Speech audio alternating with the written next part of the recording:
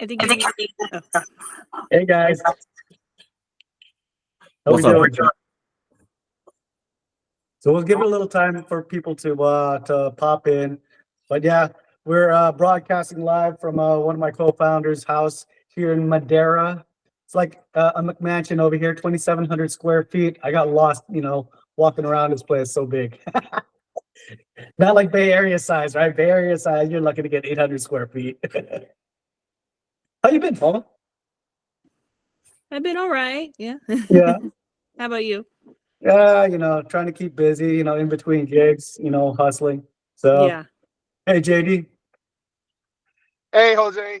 Sorry, So, I forgot my son had a soccer game. We're just wrapping up. all good, brother. All good. We're just giving it some time for people to hop on, and I'll get started. Hi. Hey, kiddo. How many kids you have now, JD? 10? 8, Nah, 5 still. 10? Yeah, Oh, man. man. It's busy. Oh, man. You in Houston right now? Yeah. Yeah, I just got back from Boston last night. Or yesterday. No. Nice. Can't keep the big Yeah. man down. Yeah, guys, this is JD. He's retired, but not really. Hi. Still hustling. Yep. Yeah. We'll get a couple more minutes. Hey, Ben. Welcome. I'm on mute. Hey, how's it going? Good. Hey, Harsha, welcome. Hey, All right. Couple more minutes. We'll get some critical mass. Ugh.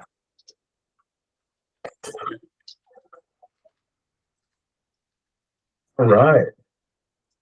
See, JD's multitasking right there, man. Both hands on the Yeah, wheel, brother. sorry about that. Man, No, you're good. You're good. I That's why got it's being recorded. You could have pay attention. You'd be good. it's just driving. Yeah. Hey, what's up, Mark? Mark came in. Mark went out.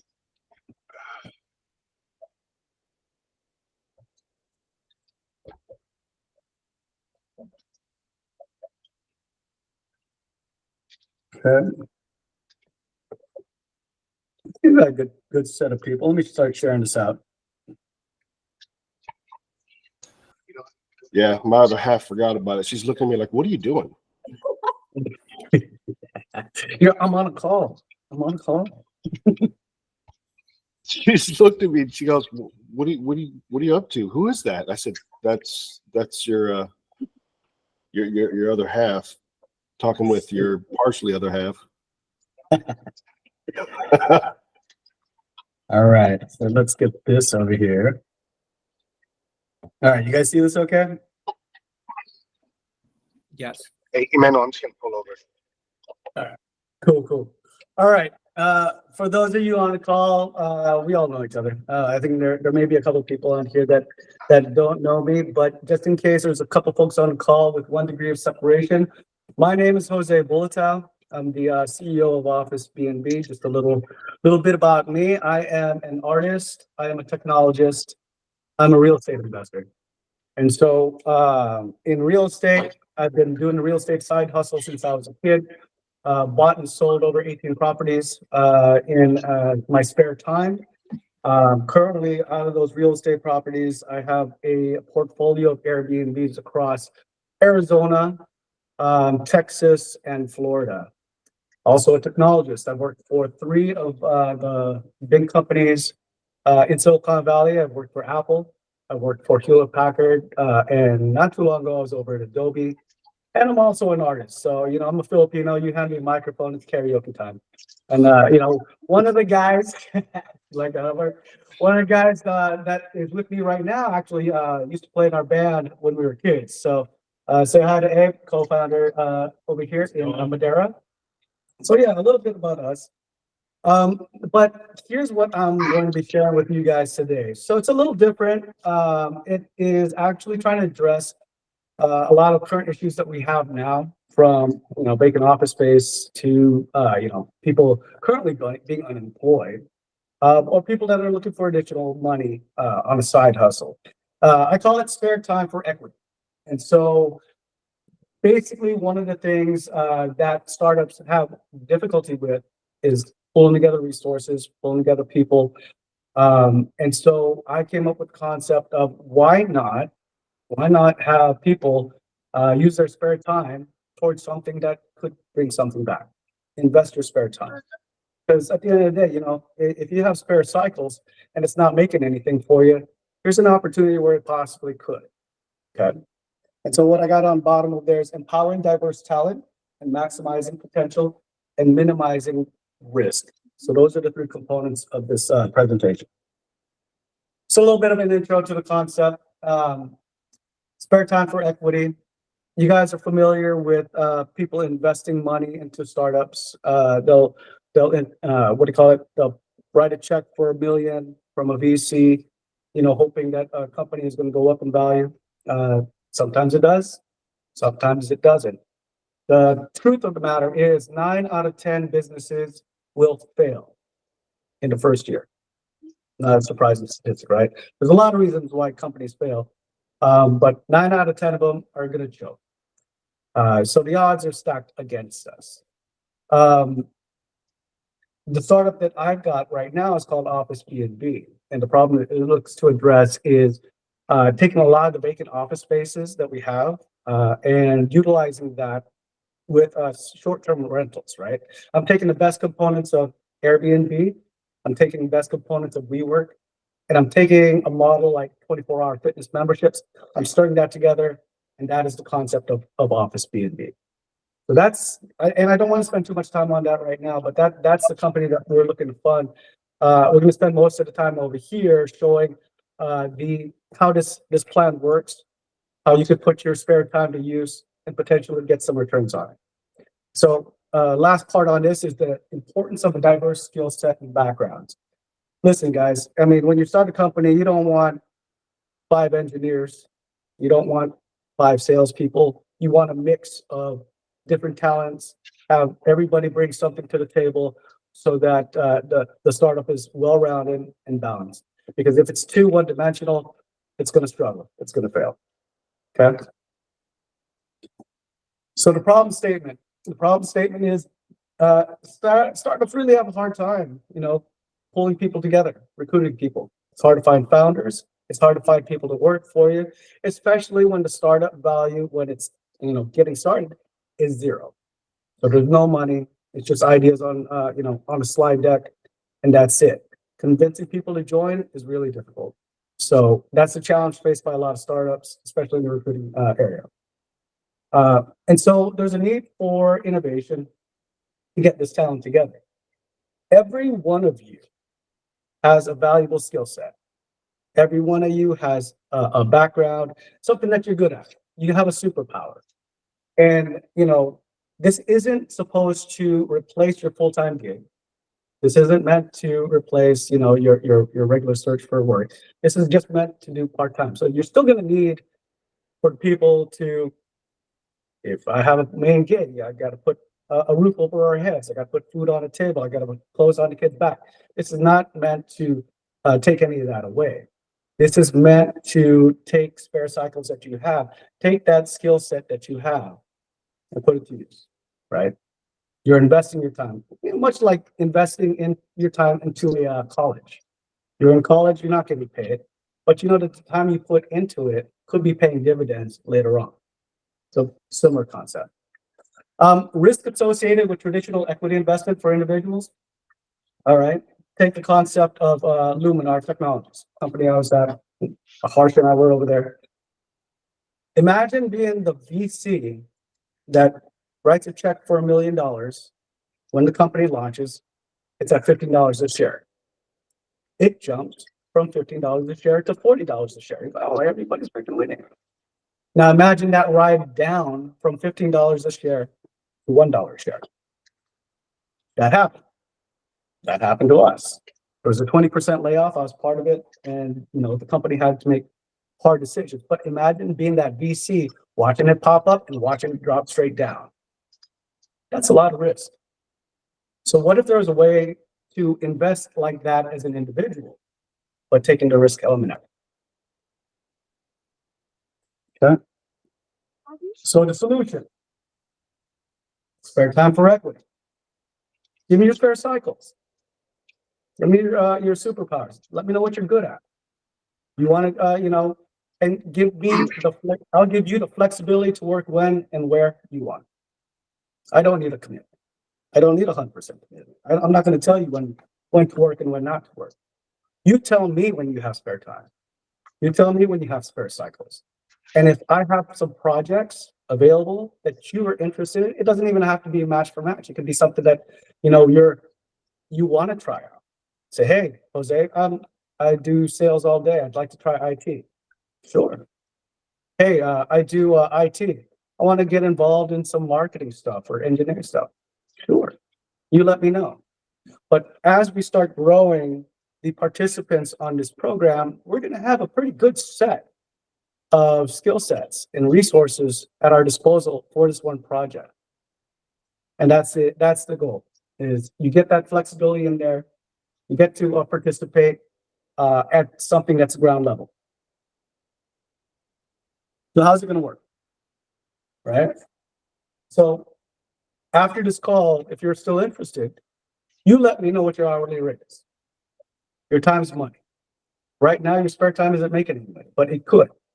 Whatever your hourly rate is, and the skill set that you have, you let me know. Let me know. I have a data set.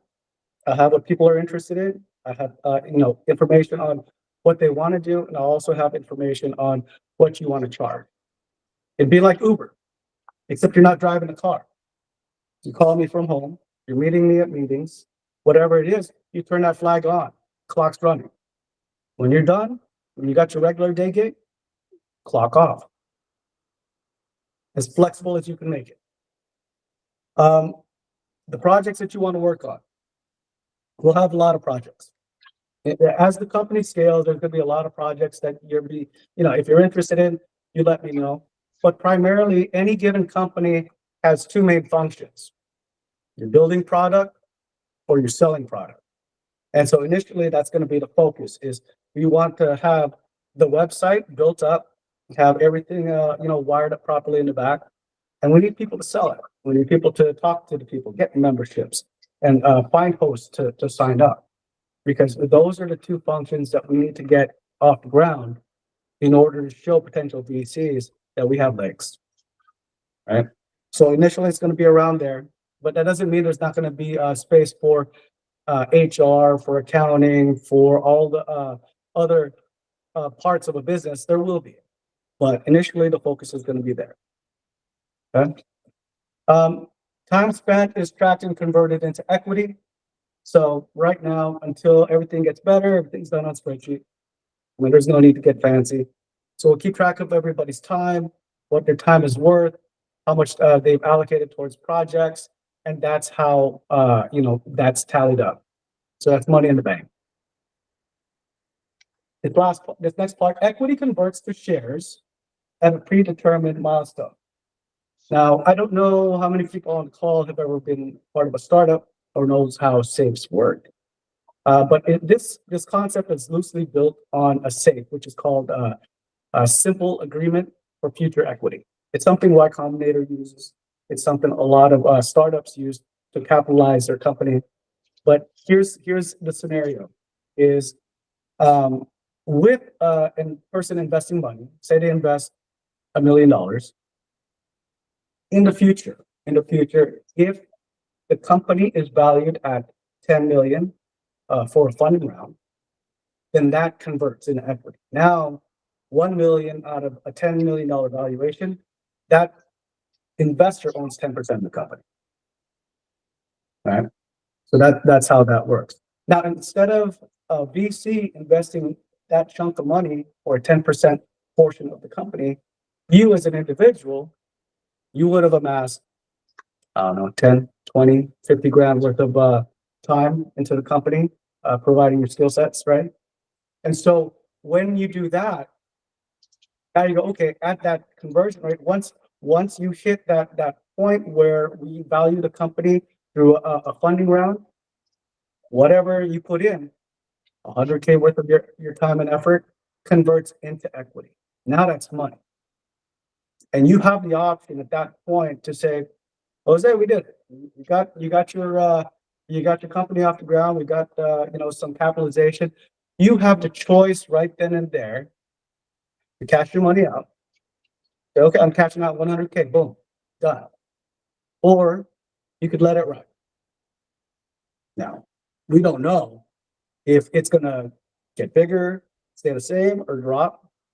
Case of Luminar, it boomed, it busted, right? They're trying to survive. But at that point, you have the option to cash out. You have the option to say, Jose, I'm good. I'm done. I got other stuff to do. Cash out my 100K. It turns into equity. You cash that out. You get paid. Off you go. Or you say, hey, this is pretty good. I'm going to leave it in. Now let's play the scenario even further. Company's worth 10 million. I can cash out now. The following year, we generate more revenue, we do more business. The valuation goes to 20 million. What does that do to your shares? You could have stopped, participating at all. You could have just left it in there. Okay, now I've got equity shares in here. I've got $100,000. Your 100K is now worth 200K if the company doubles in value. And you can sell anytime, right? So that's what's in it for you guys. If you're interested and you got spare cycles and you want to get in at ground level, this is an opportunity. Okay, next part. We went over this. So this is the benefits for the participants. You have a unique opportunity to be part of an experiment. It's a grand experiment where you can contribute without any commitment, without any, having to give up your day job, without having to give anything up but your spare time. You got the flexibility to work on any project that you want. You name it. If there's projects you think that, we could benefit from as this company grows, you could start it. You could lead it, build a team. What you want to do is up to you. There's space for almost anything that you can think of with a startup. Put as many hats on as you want. You want to take your, a stab at sales? Do it. You want to try building something on the back end? Do it. You tell me what projects you want to work on, we'll get those projects. Potential for financial reward through equity conversion. This is unique. This is different. This is different for, I don't know if there's anybody else doing it this way, but I'm doing it this way. So I'm offering you a slice of the company from ground level, right? Opportunity to be part of ground floor opportunity. Yeah, that's it. So this could be something unique, or we could crash to zero, right? 9 out of 10 businesses fail the first year. So what's in it for the startup? It's obvious, right? You got access to the most diverse talent pool that's out there. You get people from anywhere with no commitment, just jump in and say, hey, I'll give you an hour or two a day, a week, a month. Everybody has something to contribute. And that's what's in it for us. You bring your skill sets over here. We have an entire talent pool of the best and the brightest in Silicon Valley across the US. For us, for the startup, now I didn't have to come up with capitalize with $1 million before I could start hiring people. I could start getting people to participate right off the bat. So that's a big plus for a startup. And as far as startups go, if you have that, you have a huge advantage over the competition. Right? Alignment of incentives between participants and the startups. There is, a synergy there, where now you're part of something, right? You're part of the company. You have a vested interest in there. So everybody's got skin in the game. Everybody shares a slice of the pie. When we succeed, everyone succeeds, and we share from there. Accelerated project development and innovation. Yeah. Imagine having that many people available working on a project and you compare it to the other startups, who's going to win that race? Right? Who's going to get the venture capital? So how to get started? Most of you guys already did. So the sign up process, we're using the website that we have right now as a makeshift CRM database. Sign up on the website. I have your contact information. I have your email address. That's how we'll be setting this up initially. Project selection. Once I have a full roster of people that want to participate with all their skill sets and the things that are involved or want to get involved in, we'll be able to spec out the projects. We'll put together some timelines. Excuse me. And we'll be able to start allocating resources to those projects. So time tracking and equity version, it's all spreadsheet right now. So as people participate, I mean, this is day one. Your time is money. You tell me how much your hourly rate is. This is already on the clock, and we'll keep tabs of that. We'll put something in place for time tracking. So the conclusion here is, it's something different, right? I've got a startup. That startup needs people. That startup needs talent. You guys can provide the talent. You can invite other people to join and participate and bring their talent along. This, if you take the constraint of money off the board and let people join how they want, how many people can we get on the project through 1, 2, 3 degrees of separation? And how fast would that startup launch? This is something that could blow up with this concept if we get the right people on board. If we get a large enough group of people on board, this has no ceiling. So the value proposition for spare time for equity, your spare time. Yeah. Again, you guys got superpowers. You've got skill sets. You got something that you sell already. When you're off the clock, off your day job, off your regular job, and you got spare cycles, turn the clock back on.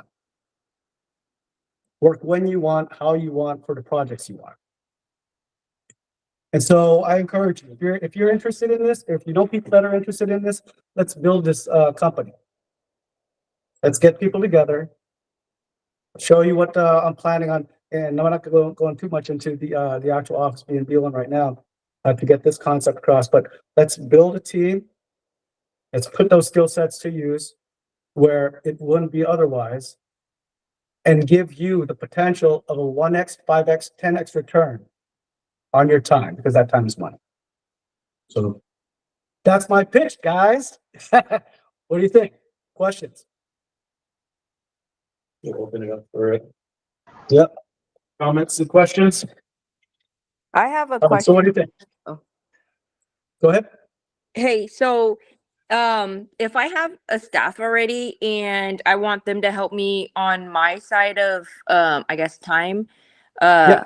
could I substitute some of my staff to do some of the work, the legwork? Absolutely. Absolutely. I mean, you can have a team of 8. That time is value, whether it's going through you, it's going through them directly. If you're organizing them, absolutely. So the answer is yes. Okay. I have a question. Oh.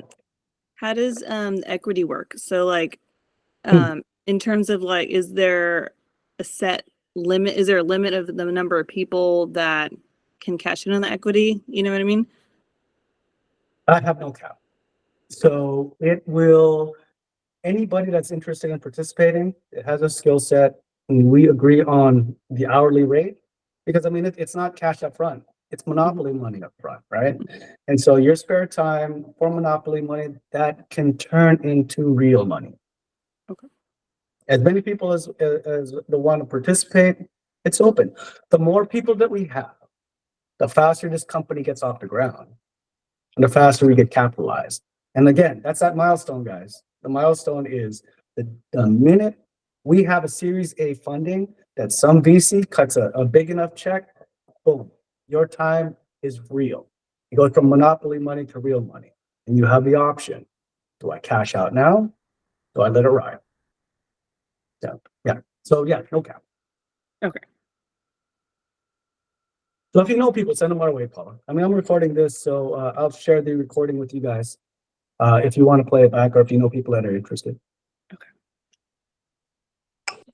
What about, is there a limitation? And I'm assuming there should be or could be a limitation on number of people helping on certain positions. Like say for example, well, um, like for example, well, sales, I don't think there's really a limit, but maybe like a lawyer, like you Mhm. can only have so many lawyers on your team.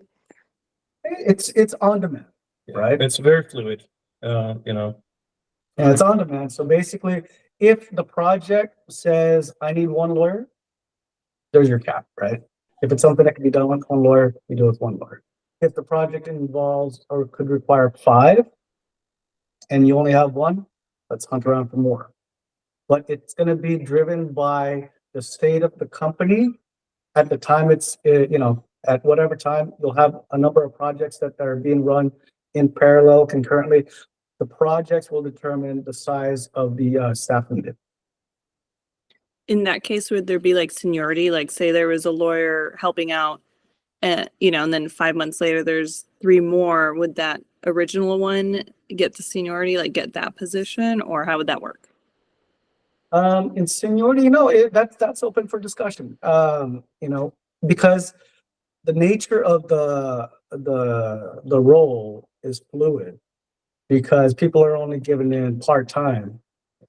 There's an opportunity for people to back each other up, right?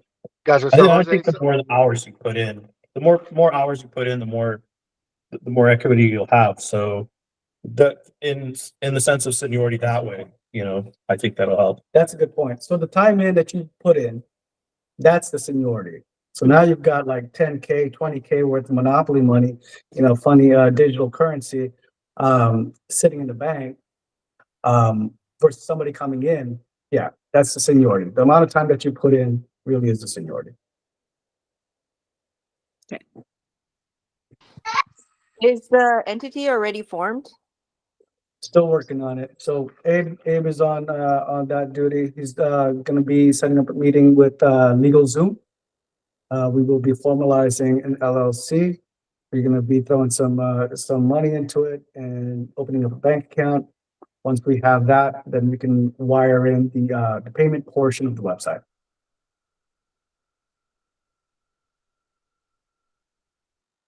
Any other questions? How do I determine my hourly rate? So good question. So you can determine your hourly rate primarily by taking your role and your experience. You can give me a number. Make sure it's not like 10 million an hour, right? Because I can't afford you. Or you take what you want to do, and you go to something like Glassdoor, right? You can go to Glassdoor and say, okay, my role in my area generates, say, 150K a year. Okay, take that 150K a year, divide that by 150K by 52 weeks in a year, divide that by 40 hours in a week. That's a rough measure of how you get to your hourly rate, right? So you could do it that way, or it could be project based. There's a lot of different ways to slice it, but just a general rule of thumb: hourly rate. Take your annual salary, divide that to an hourly figure. There you go. For salespeople, there's a different way to incentivize salespeople. So what we're trying to sell are memberships. We're trying to sell monthly memberships for people to participate in OfficeBnB. So if I'm a salesperson and I sell a membership, the first 2 months of the revenue that we generate from that sale goes straight to the salesperson. So right off the bat, any money that comes in from that sale goes straight to the salesperson. And on top of that, 10% of the recurring revenue that sales is bringing in, or that account is bringing in, that goes to the salesperson. So if you've ever been interested in sales, this could stack easily. This could stack Jose? easily. You can have a lot of passive income coming in from that initial push, right? JD.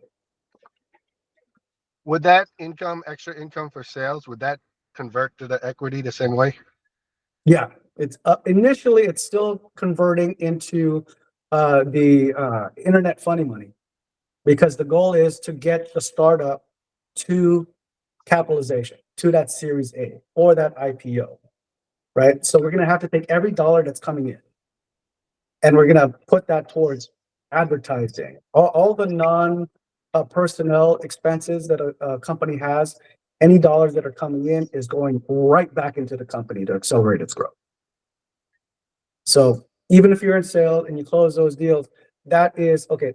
This is an IOU, right? For every one of those, and it's going to continue to go, and that keeps tabs as well.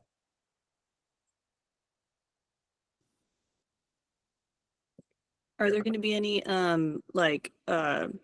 recurring meetings to keep people updated on like the status of the company? Yes, and this is where I need you. Yes, as a person with the skill set of an EA, we would need you to get that coordinated, find everybody's times, and get those scheduled. So yes, if you're interested, that would be the first job, Paula. It's like Marcus Long has it. Mark. Yeah, what I was kind of curious of is the separation between individual and potential teams in terms of the equity turning into time. So when you're looking at it as an individual and you're setting your rate, but yet you have someone that has a potential subgroup or possible separate LLC or however they want to bring it to the table, how would that justify the differences of the rates? So I mean, it's an agreement, right? I mean, so say I've got an LLC, I've got 5 people underneath me. Say I got 5 salespeople, right? How are we gonna split that up? So whatever that group charges and generates as a group, it's still equity shares. We keep tabs of it. Either you have the individuals underneath you on your team join up and go individually, or you say, hey, everything's funneling through me. This is my sales team. That's why I was trying to justify the differences of the reasonable rates that would come and bring those to the table. So, yeah. So that's it, Mark. So if you get a sales team underneath you, right, and you say our sales team generated this much, that's an IOU from the company to you till we get to capitalization. Seriously. like you said, it's not 10 million an hour. So Yeah, as long as it's not I can't afford you. But that's why I was looking at the separation of individuals versus potential groups that would be able to take on a project or be able to assist back end or front end. Yeah. So this is a concept I learned from Luminar, and what the term is equity for cash. So any transaction that you work on, if team wise, in lieu of cash today, we're giving away equity that can convert later. So if you have vendors or service people that are interested in doing this, that don't mind an IOU for a potential bigger return later, we're open. That's how we scale. Is there a cap rate? Is there a hourly rate that you're capping at for different positions? No, because different positions have different hourly rates. So some are going to be very highly skilled, sought after positions, and whatever that market rate is, that's what that market rate is, right? Versus so okay, I just want to do so something simple, something easy. I don't want to worry too much about it, and so that hourly rate is going to be less. So it all really depends on the market rate of the role. Okay. Yeah. Did you mean like do all the salespeople make a similar amount, and then that way there's like when people start talking and they're like, what, you're making 78 an hour, I'm making 50 an hour, like That's a good question. is that what you meant, Angela? Well, I'm thinking, let's say for instance, I was just trying to figure out a way to make it reasonable so that way somebody does not exaggerate their hourly rate. So let's say I'm an attorney, And so my hourly rate is $350. But I know, and that's for my amount of years that I've been an attorney, my experience and Yeah. so forth. But I can't claim like $1,000 an hour, but say an attorney with 20 years experience, for example, could possibly do $1,000 an hour, 50 years experience or something along that line. So but market rate for reasonable or similar or substantially similar rate, I think that's fair. I just don't, I think it will hurt the company if there is no cap, but Jose already mentioned market rate. Yeah, market rate. And no cap. I mean, that makes it open for people to participate regardless of where they come in at. I can come in with no experience. I want to work on something. Yeah, we'll put you at the entry level hourly rate for that, right? Yeah. Or I come in with 20 years of experience. I charge 1,000. Are you interested? If there's a project, yes. So we take in anybody from anywhere with a skill set at market rate. It's open. Go ahead, JD. Oh, I was just saying, obviously I'm guessing there's gonna be some negotiation when we need to, right? Now, Yes. so if $1,000 hour lawyer comes in, but they're doing a simple task because no one else can do it, I would hope that lawyer would have enough sense to, Yep. There will be. so I There mean, will be. there may be no cap, but there's Jose and whoever else to kind of filter that, I would hope, right? We can't just Yeah, write totally. $1,000 and, all right. Exactly. You're right. And a lot of that will shift depending on the value of the company, later on. So you get in early, right? You put in your work and you get that ownership of the percentage of the company, right? And that builds up, and the more you put in the beginning, the better it is. And then, going forward, it'll translate to something even bigger. And who knows? Yeah, but to your point, JD, yeah, there's going to be some checks and balances in place for sure. We're not just going to accept everybody 100%. That, like I said, market rate is market rate, and you'll know plus or minus based on years of experience and value and location. You'll have a general idea what those roles charge. PB guest, you have a question? Yeah. Hey, Jose. This is Pablo. Eh, So, nice thing going on. Thank you. Wanted to quickly, I mean, we talk about rates. Okay, rates is one part of the whole thing, but Mhm. when you get a project or you get work, right? How do you quantify how many hours it takes, right? And that's how you convert. But a person could take 10 hours to do one thing versus a senior Correct. person can take an hour to finish it, right? Again, these are all, I'm hoping that when you get into that nitty-gritty, you would basically negotiate or have those understanding, right? Okay, this is Absolutely. this much of, but beside that, I mean, yes, you have several resources in different areas. That's good, but how you planning to?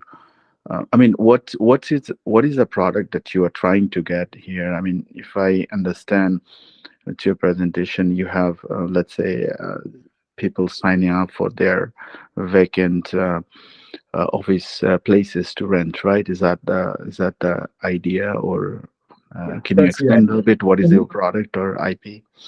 That's the start. Actually, you know what? It wouldn't be bad for me to go ahead and present that as well. If everybody still has some time, I know I left this open till 11. Let me do that. Let me open this up over here. Give me one sec.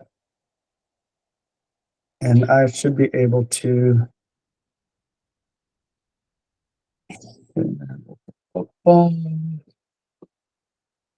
Okay. So let me know when you guys can see this. Yeah. Yeah. You can see it. Okay. Cool. So the name of the company is OfficeBnB, and what it does is it takes a lot of the successful elements, the elements that work from Airbnb, from WeWork, and a subscription model like 24-hour fitness. So it takes those three chunks and puts it together. The problem we're trying to solve is vacant office space. I don't know whereabouts you're at, but in San Francisco, vacancies for offices are north of 35%. They're ghost towns. I mean, post-COVID, the world became hybrid. Everybody was thinking that people would come back 100% to the offices after COVID, but hey, you know what? People realized I can come in 3 days a week. Dude, I can come in never. Can do everything remote. So that left a huge vacancy in the office space area. So north 35%, this is a real problem, and that number is continuing to grow. Now, what can you do with that office space? There's a lot of long-term things you can do, but there's nothing that addresses it right now. So you could always convert those office space, that's capital intensive. You can change them over to residential, that's capital intensive, that's going to take some time. But there's no solution for, say, I'm a Google, and I've got a building, and it's got 25% occupancy. I can choose to close it down. It's going to cost me money. Or I could take that 75% open space. I've already got the infrastructure in place, the wireless, the heating, air conditioning, all the desk, everything's in place. It just needs butts and seats. Can we find those butts and seats? So that's the problem that we're trying to address. Now, if you look at something like WeWork, they've got a subscription model, right? They've got office space on demand. And even though they're struggling financially because of the way their model is set up, it shows that there's a demand for people that want to work flexibly. I'm a busy guy. I only need to go to the office 2 days a week. The rest of the 3 days, I'm going to be at home because I get more work done over there. Fine. But the reality is, the companies are realizing that 100% remote can work, but having people together in the same place, in the same building, does have synergies, and it's worth something, right?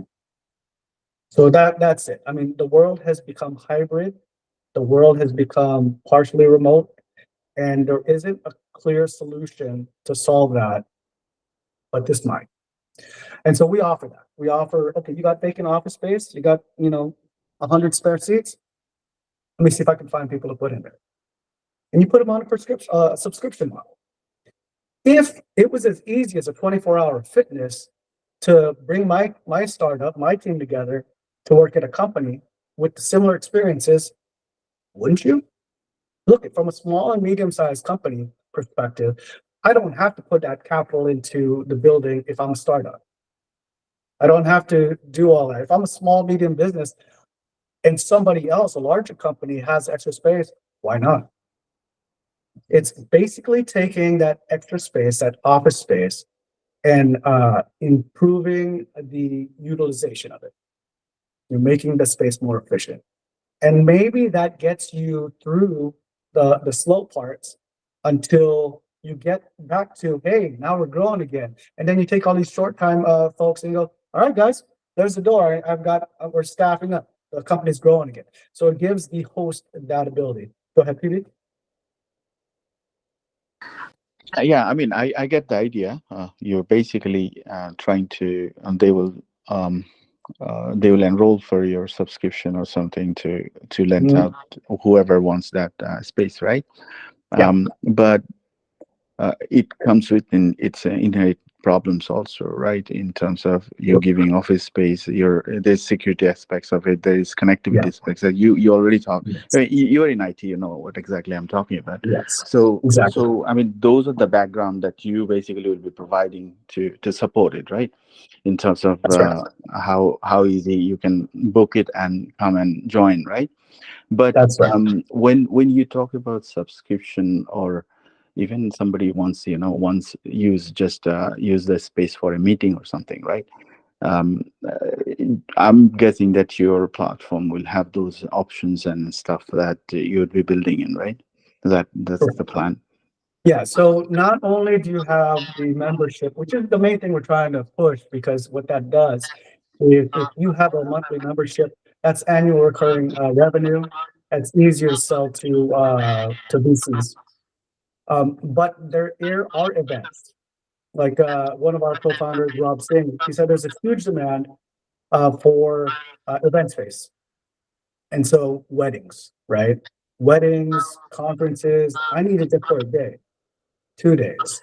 Does the platform do that? That's exactly what we're trying to do. Yeah, but So well, when you talk about subscription, what does that mean? Actually, who subscribes? Is the company or is the individual?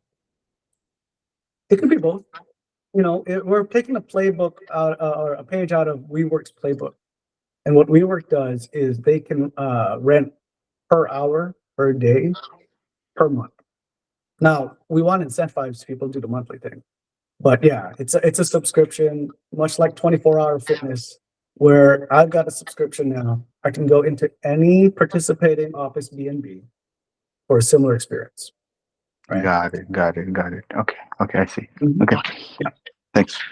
And so, yeah, so those are the three offerings that we have. We've got office space for hot desks, you know, come and go as you want. Events, weddings, quinceañeras, anything you can think of that can use that space for a day or two. We make that available. And also corporate housing. Now, this gets a little stickier because it might, you know, be considered housing, but I think there is a place for this as well. But you know, assuming the zoning's there, assuming, you know, that you're not going to run into issues with local city ordinances, policies. Yeah, we want to address this over here. And just to touch on that briefly, in the Bay Area, the scenario is this. I live in Sacramento, but I work in San Francisco. And so what do? I drive down on Monday. I work during the week, and I come back on the weekends. This scenario is forces people to, I'm going to couch surf at my family member's house, right? During the week. I am going to I'll just park an RV in front of the place, right? A lot of these working professionals have houses or they live very far away from where they work. And so this hopes to address that by, let's take a portion of that office space and give it overnight capabilities. Let people, you know, stay there midweek. You already have private rooms, quiet rooms in a lot of these larger corporate offices. Why not just make it into a bed? Why not upsell for that? Right? So that's one scenario for the corporate housing. But yeah, those are the three components that we're looking at: office space, events, corporate housing. And so when people sign up on this website,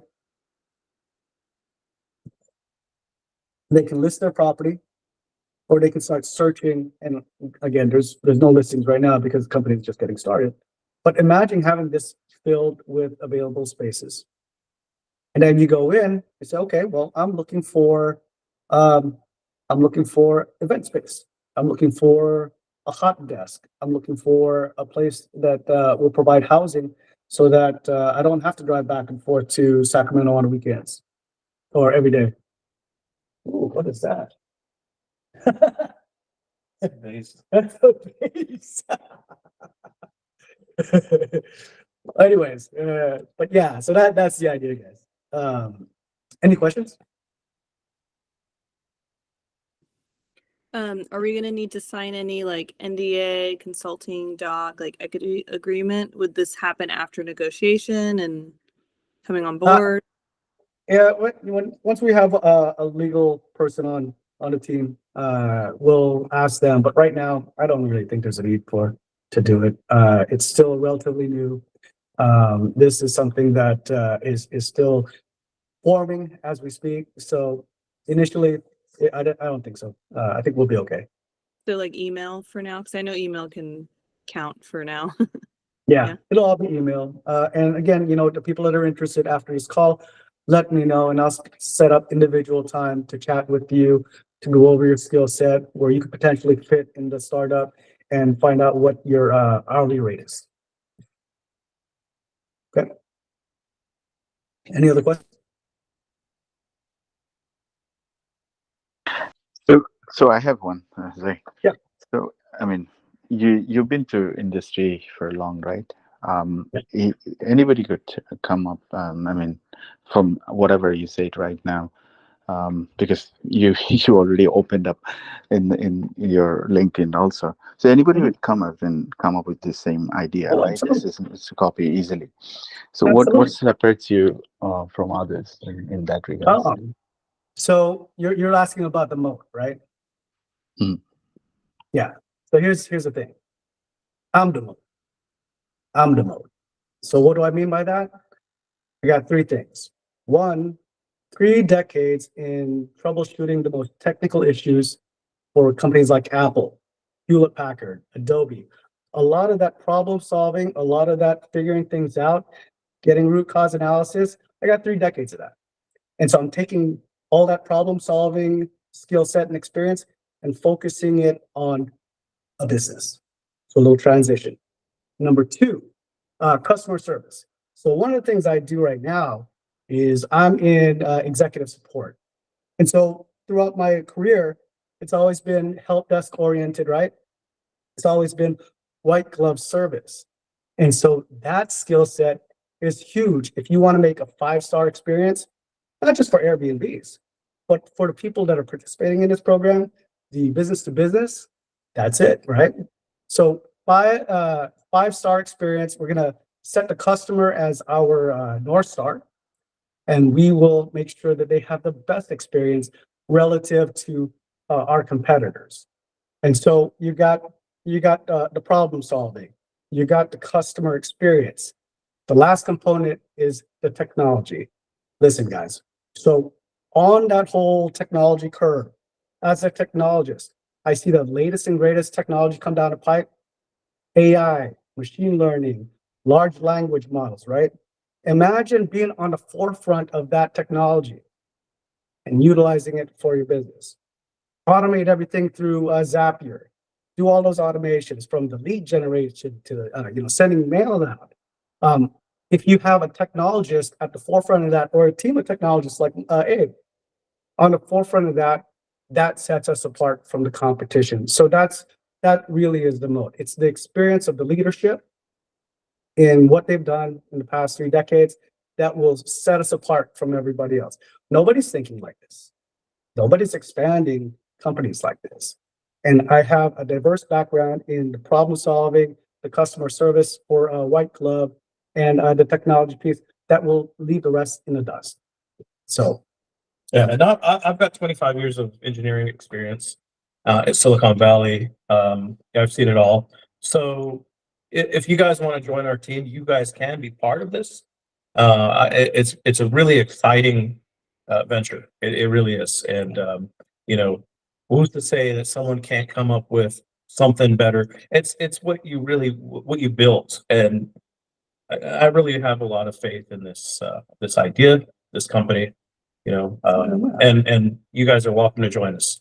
yeah, and we welcome competition. Actually, competition breeds excellence. So without the competition, without having to keep ahead of them, it could be a mediocre product.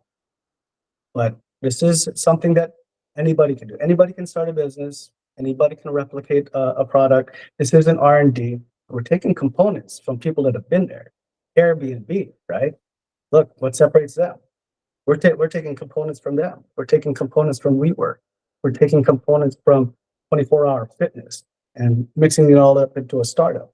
So it's the leadership that sets our moat apart. It's the ability to bring together a ton of people from diverse backgrounds and experience and getting them laser focused on a mission. That's what's going to set us apart.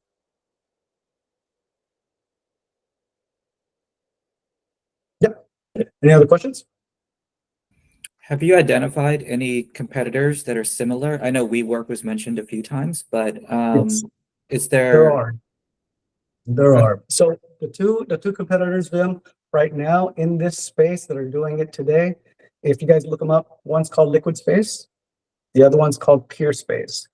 So what we're aiming to do closely resembles what they're currently doing. And what separates them from WeWork is failing because when they capitalized, they went out to buy the buildings. They went out to get the long-term leases. And then they fixed the buildings up. They, adapted it so that they could sub it out. So that works when the market's hot. But say you lose half that vacancy. Say, the market turns. They can't adapt.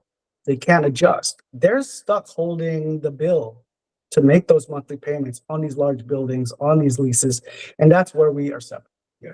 Yeah, we're flexible. We're not anchored like they are. So This is going to be a pure software play.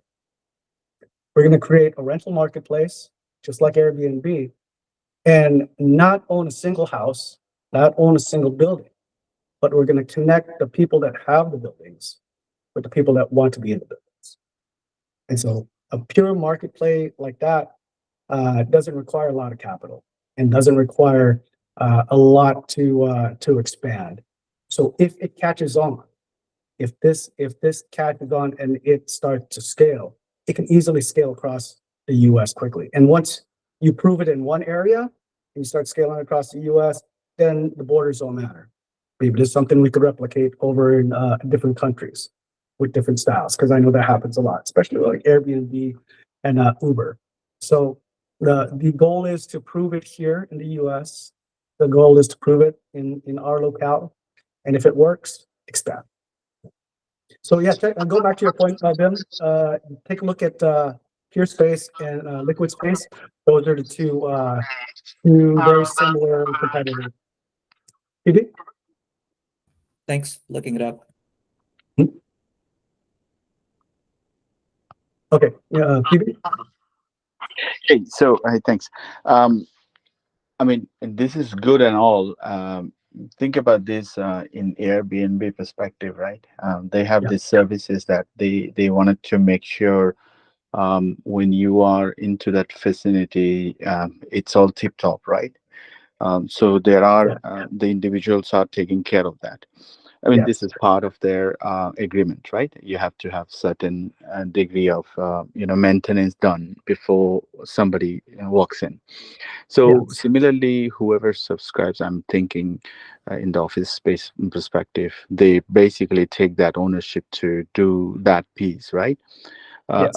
And based on that, they are obviously charging it also. But in office spaces and all, it's a little bit more than just making sure chair tables are fine and stuff there. But as you know, the connectivity is a big thing, right? Absolutely. And then not only that, the connectivity from outside, like meetings, Zooms, and all Yes. those things, like Yeah. it all plays into the whole thing. So I mean, given those all variety of things, obviously this technical pieces always comes to a problem when meeting happens, right? So Yes. I'm trying to understand how much of the company would be involved to set this up versus the person who is inviting Good or question. using their spaces, right? Very good question. There's a lot of complexities there. That's what I was just trying to Yeah, get. there's going to be a lot of complexity. There's going to be a lot of different people joining up, and there's going to be a lot of different combinations of what they're going to provide. But addressing it the same way Airbnb does, they don't buy the houses, but they make the recommendations of here's what you need. Mhm. You need good Wi-Fi. You need desks. You need somebody at the front lobby. You're going to need access control, security. You're going to need all those available. And so we would create the blueprint. the host standards, Mhm. minimal requirements Yeah. for our hosts. Yeah, we have that. And for us, it's minimal overhead. The hosts have to work just like the Airbnb model. The Airbnb, we're not paying their electric bill or their water bill. They're taking care of that. Just like our hosts are going to be taking care of the internet connectivity and so on. Yeah, and then what you'll have is you're going to have say 100 people that sign up as hosts. They're going to be rated, right? They're going to be rated just like the Airbnb houses. You're going to have a rating system. So if I'm a member and I want, the places that are available in my area, or maybe I'm traveling and I want to see the places in the area, I can choose between a 5-star experience, 4-star experience, 3-star experience based on location, availability, and what's there. So that, to answer your question, a lot of those complexities are there, but Our role is one, build the blueprint that the companies can follow. Number two, focus on the rental marketplace. So we focus on the rental marketplace and connecting the hosts with the guests and not necessarily get too far into the weeds of every individual building with a customization. Does that answer your question? Yeah. I do. It does. Cool. Thanks. I got Well, a couple guys, questions. yeah, go ahead, Andrew. Sorry, and this might be like too far into the future, but I wanted to know, what is it gonna be? Are you just gonna have one location for now, just as kind of like a testing ground, or are you planning to have it nationwide or in certain cities or certain, states? Good question. That's one Good question, and question. then I have another question after that. So that's open.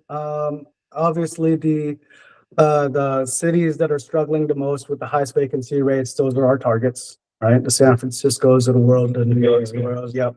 And so any area with a high vacancy rate, those are the people that we're trying to help avoid foreclosures and whatnot. And it's also going to be based on, the local laws and, restrictions that they have over there. So yeah, to your question, to answer your question, we're going to spread anywhere that they will allow us to operate. All right, and then my second question is, will your company, let's say there are multiple locations, are you planning to have it as under one company and the company owns all these locations, or franchise them out? And I think that might be like far into the future, but I was wondering if it's something that, let's say, for example, if I want to buy, it's a franchise and I want to buy a location. Yeah, I mean that's definitely future, but it will depend on what makes sense. Does it make sense to keep it all under one umbrella? Does it make sense to branch it off and have regions? It will be one of those answers where we cross the bridge when we get there. But yeah.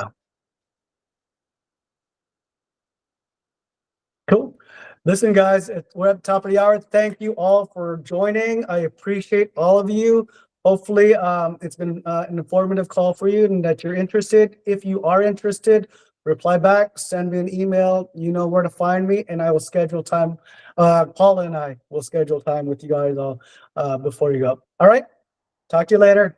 See y'all. Thank you. Bye. Have a Thank great you. weekend.